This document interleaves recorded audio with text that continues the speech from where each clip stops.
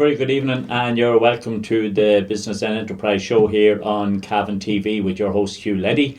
And Business and Enterprise, we couldn't get a better one to start this evening than a local entrepreneurial businessman, Mr. Jeremy Phillips. Jerry, you're very welcome. Thank you, Hugh. And you can't smile, Jerry. You're allowed to smile. That's okay. Yeah.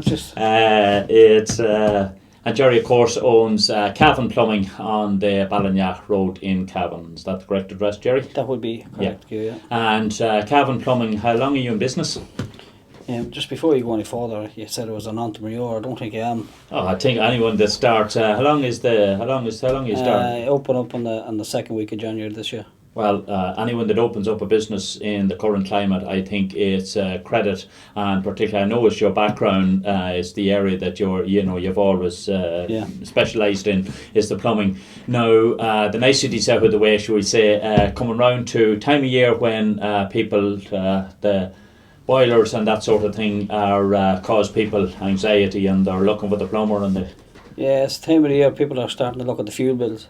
Yes. And the dreaded oil man coming up the lane. Mm-hmm. They're thinking how they're going to save a few bob on oil, and kind of heading towards stoves, solid fuel, back the way it was years and years and years ago. Yeah. Back to the sticks and the coal. And just explain to me, for those, I'm not very familiar with myself, but the new, what would I call it, boilers, wood chip, is it wood chip boilers there? There's a different range. There's a few different variations in them, isn't there? Yeah, you had wood pellet boilers that was very popular a couple of years ago. Maybe not so much now because the price of pellets kind of have gone up as well. Yes. And now you have the wood boilers. Okay. Wood boilers and wood stoves is kind of the two most popular things at the moment. Okay. And from an oil versus wood, or conventional type fuels, well, when there's the coal and the smokeless coal thing, so they're gone more towards wood. Now, when you buy the firewood and all, is there much of a variance and much of a difference in the two of them, as a cost-wise, approximately? Between oil and coal? Yes, I know oil and the wood aspect. Which would be the more economical? Well, the way people are looking at it, Hugh, is if an oil lorry comes up the road, yes, you get a fill of oil, that's €1,000, and it's €1,000 of a hit straight away. Yes. Whereas if you're going back to your solid fuel, you can get your few bags of coal, 30, 40, 50 quid. Yes. Here and there, mm-hmm. will get you by. €1,000 for an awful lot of people. Yes. Well, in the current climate, even in any climate, it's a big hit. Yes. And it's only going to be increasing. It's only going to be getting higher and higher, the price of oil. Yeah. Now, those new timber, the ones that with the wood boilers, the wood burning ones, how are they in relation to, how good are they for heating water as opposed to the oil? Well, we know the oil and electricity is... 90% of them or 99% of them will be very efficient. They'll be working out on average, percentage-wise. Yes. Between 85 to 87% efficient. Very good. Yeah, which is it's fantastic. Yeah. Probably one of the top oil boilers I get at the moment would be running between 95 and 97. Mm-hmm. So they're not that far, yes. efficiency wise. Yeah, on it. And when you say efficiency, that I assume is heating water to the same capacity for radiators and. Your heating output as per the fuel that you're burning. Yeah. And tell me, what else, coming back to your own, what do you find at the moment? Now you're year coming to a year, nearly a full year in business now, But is there much demand, is there much repair work? I know the building boom has come to a shuddering halt, but renovations and that bathroom suites, you do all those, is there? Yeah, what we do is, it's basically, it's a full plumbing and heating shop. Right. Everything from your first fix, your piping in the floor, to your radiators on the wall, to your boiler, to your sanitary well. Yeah. It's just, it's a complete... And when someone goes in, you can do a complete package for the entire... Oh, we can price for every single thing, yeah. Right. Regarding plumbing and heating and sanitary well. Yes. Your bathrooms, your baths... Basically everything. Yeah. And the new regulations, the BER certificate, that's when you rent a house now, you have to have a certificate and all. So there's a lot more, what would I call it? A lot more demanding on landlords now. Anyone that's in rented accommodation or letting out rented accommodation. Yeah, well, the laws are right that you have to have a BER cert, any landlord, and they probably are looking at, most landlords are looking to get the most efficient heating system for the customers or for the tenants as they can, you know. And there's I would have a lot of landlords coming in to be, buying stoves for rented properties, because nowadays if you have a tenant, you tend to keep them there, or try to keep them there. Yes. And if putting in a stove keeps them there, it's well worth the investment. Well, then when you get the heat created, the thing is to maintain it. The insulation, is that an area that you? No, well, insulation wouldn't be kind of my end of things. Insulating the pipework and all that. Yes. Not attic insulation. Not attic insulation. No. Yeah. And the cylinders, they have been really targeted in the last few years for from a point of view of insulation as well. Yeah, the cylinders used to come years ago. You see, there wasn't that big emphasis on storing heat or keeping heat. Yeah, it was just generated, and it was getting back out. It was just generated. It could be, the cylinder used to come out without the jacket on it, and years ago all the clothes in the hot press would be jammed round the cylinder, and sure, it was a great job. But the amount of heat that they were losing was unbelievable, Yeah. And now it all come out preheated. So if you have 40-50 degrees in your cylinder at 10 o'clock at night, you'll probably have 40-50 degrees at 8 o'clock the following morning, Yes, that's how improve how much is well improved. Insulated, yeah. Now, the one thing that you would see a lot of advertising about and is the lime scale. And explain to us how that comes about. Is it well, basically lime scale is an more importantly how we get rid of it? Well, it's an element that's in the water, mainly in bored wells. Okay. And it's a form of lime, and it cakes around the heat source. Oh. So it will cake around the element of the kettle, the element of an immersion, the element of a coil. Anything that has a massive heat source. It just bakes and cakes, and eventually it smothers it and end up either bursting or burning out. Burning out the element. Yeah. And how can that be prevented? Is it reduced in lime is probably one of the easiest things you can treat. Okay, lime scale. What do we call it? Lime scale. Yeah, lime scale. Yeah. There's water softeners out there that breaks down the lime. And where would that be when affixed to the system? Is it fed into it, or is it at the? It's mainly before the water comes into the house. Before it comes into the house, there'll be a lime scale filter on it with a backwash and that. And you see, it all depends. You can get them for under sink. It all depends if you're living in a we say a small townhouse or something like that, and you have a problem with lime.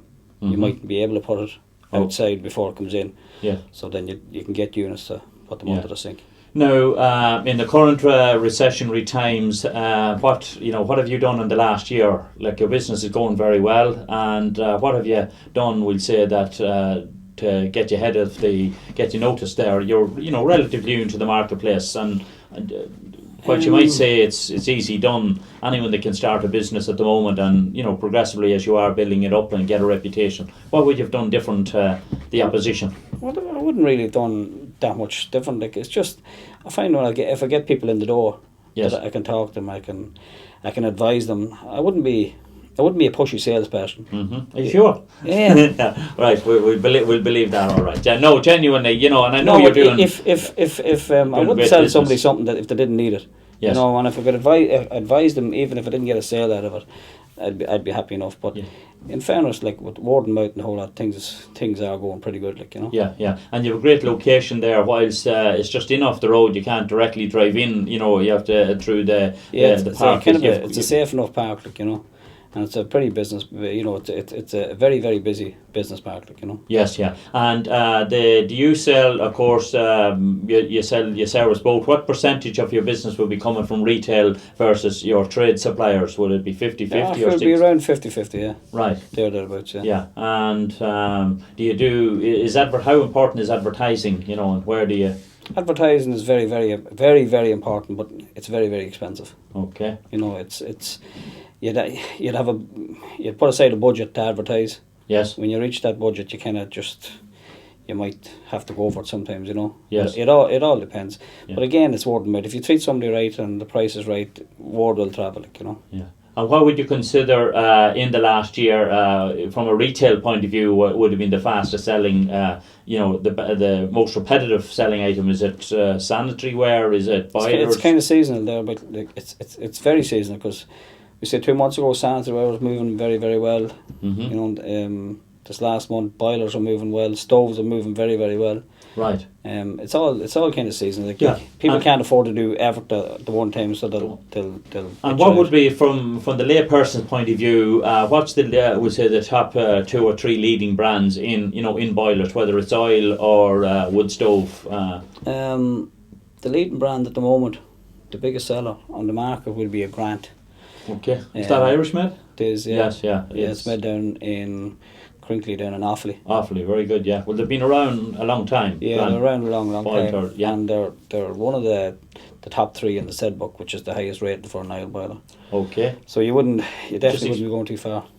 Explain that again, the rating, sorry. It's a SED book rating. It gives the highest efficiency in oil boilers. It's a rating, so you get a SED book A, B, and so on. Yeah. And they're one of the top ratings. Jerry, I know you were nervous about coming on and said, what are we going to talk to for 15 minutes, but we're at the end of this section. Yes, we are, Jerry, yeah. So what is, again, where you're located, and what hours are you open? I'm located at Unit 2 Killorgan Business Park on the Ballinar Road in Cavan. And we open. I like the way you said that, Cavan, instead of the camera again, yeah. And my opening hours are 8 to 6, 5 days a week, Monday to Friday, and 8 to 3 on Saturday. Very good. Jerry, thanks very much for coming in. I wish you well, and I hope that having been in now in CavanTV.com and advertised your business, that there'll be a queue at the place at 8 o'clock when you go out in the morning. Jerry, thank you. Thank you, Hugh. Right, go. You're gone.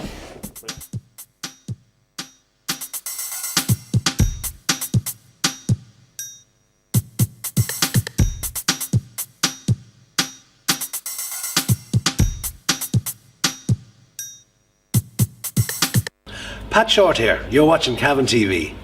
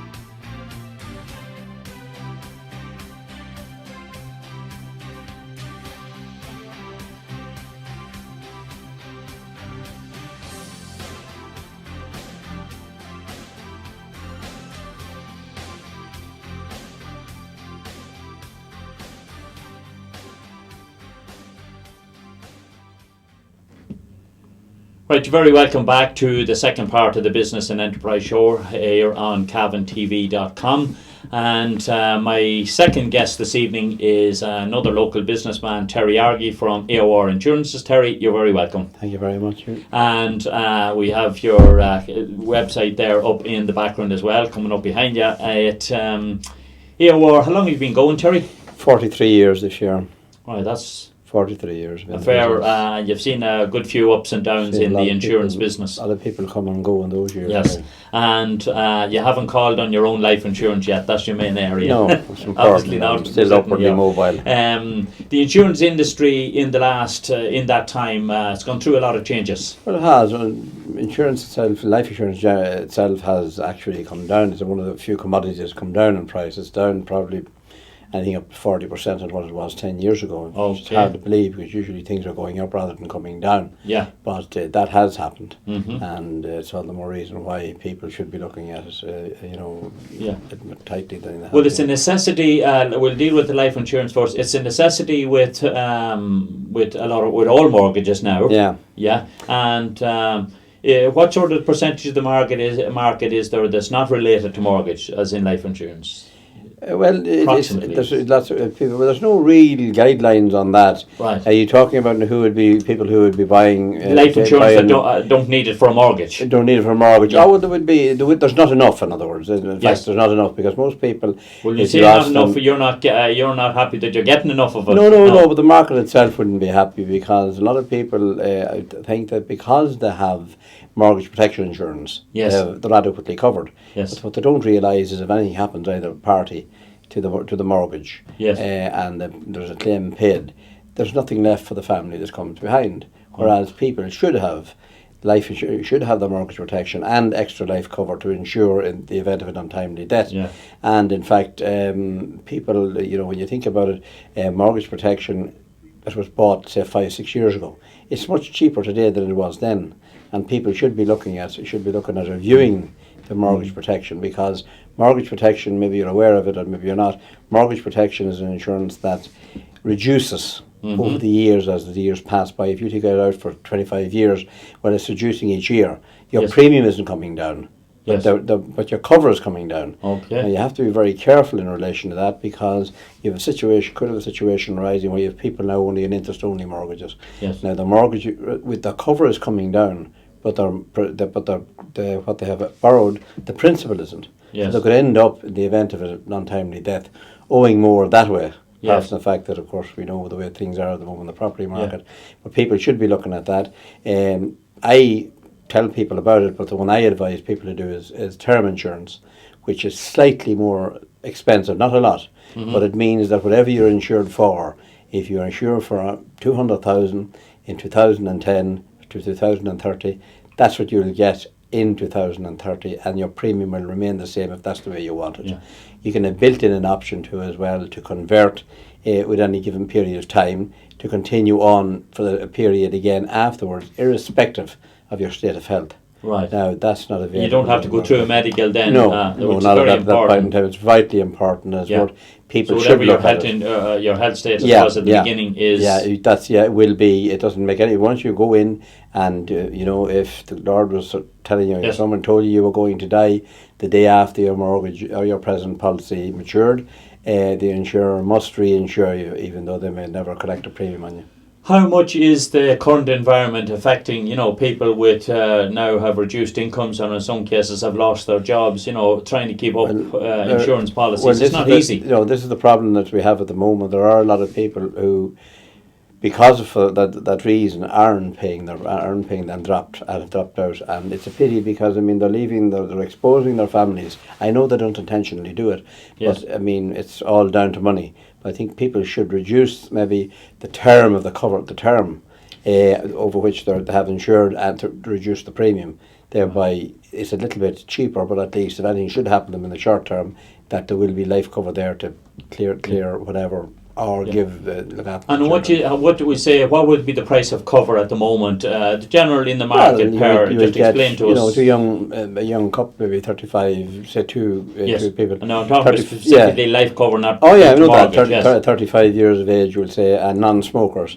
They would get $250,000 cover for probably something in the region of around about €6-7 a week. Right, 350 a year. Yeah. It's very. And when one considers like that is if I say to you 250,000, it's actually 500,000, because it's what we call dual cover. Dual cover is that both parties are covered. Yes. If both of them die together or God forbid were killed in an accident, there's 500,000 payable. Yeah. In the other situation, if one of the parties go, then the premium reduces, but there's still the life cover on the other party. On the other, forever behind. So from a point of view, it's probably the guideline is someone plus or minus of 1% off whatever. And it's like it's a necessity if people can't afford it. I think tight budgets at the moment. Well, I think after food, it should be the next matter on the next item on the shopping list. Yeah. And it's not because I'm in the business, but we all know that. People are dying. Some people are dying very young. People are dying for a variety of reasons, and there's a couple, or maybe widows being left with absolutely nothing to fall back on other than the widow's pension, which will do very little towards feeding the children, let alone educate them.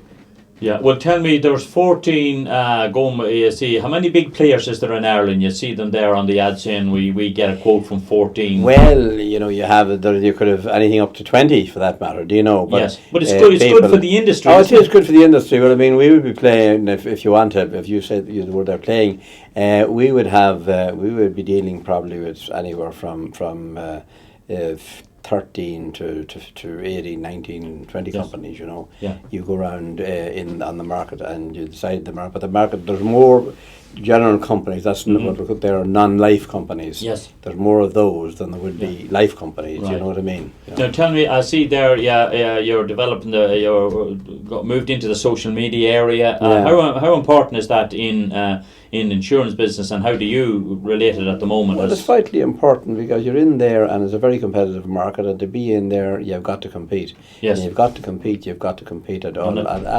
levels. And keep your name in front of the people. Right. And it is successful now, but there's a price to be paid for it. And yes. But anyway, that's the way we've gone. Right. God be good to the old days when we used to call to the door, knock on the door and get in for the mug of tea. Yes. And sell the policy and yes. leave. And maybe someone come in and to find out what you're doing, and you might end up with two.